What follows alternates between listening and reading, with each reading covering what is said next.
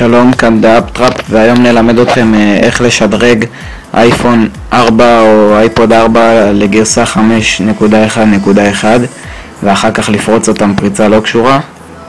מי שיש לו כבר פריצה קשורה יכול פשוט להוריד תוכנה שנקראת רוקי רקון מהסידיה. לפני שאתם מתחילים את כל התהליך אתם צריכים לדאוג שתהיה לכם את הקושחה 5.1.1 על המחשב כדי שתוכלו לעשות ריסטור ולשדרג. לנו כבר יש אותה, הורדנו אותה לפני שהתחלנו לציין את הסרטון.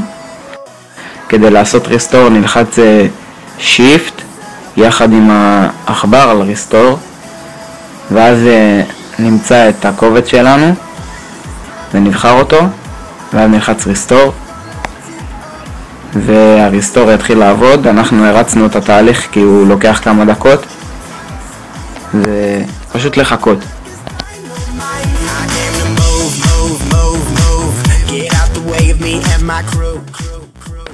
אחרי שסיימנו את הריסטור ניכנס לרר שהורדנו שהוא כלי הפריצה. הלינק למי שאין יהיה בדסקריפשן, ונחלץ את הקבצים שבפנים לשולחן העבודה.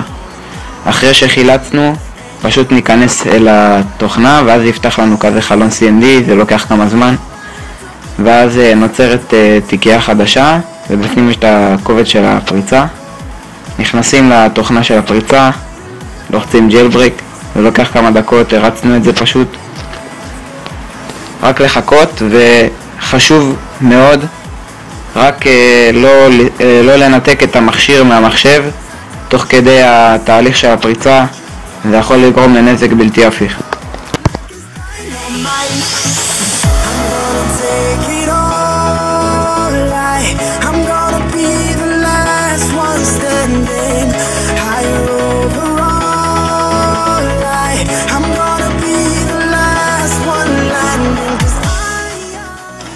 אחרי שפרצנו ניכנס לסידיה כדי לפתוח את ההרשאות, אז הנה ניכנס, נחכה שהיא קצת תיטען, לוקח לה טיפה זמן.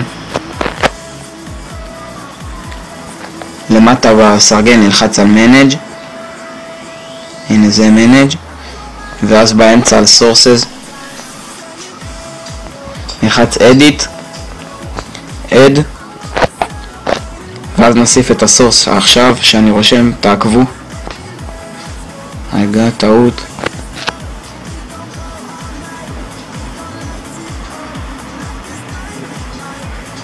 כשנסיים להקליד נלחץ Add Source, אנחנו לא נעשה את זה כי כבר יש לנו את הסורס, הוספנו אותו מקודם. אחרי שהוספנו את הסורס ניכנס אל הסורס, נבחר את ה-AppSync for iOS 5 פלוס, למעלה בצד ימין נלחץ Install, נלחץ Confirm. זה ייקח קצת זמן להתקנה אבל לא המון, פשוט לחכות קצת.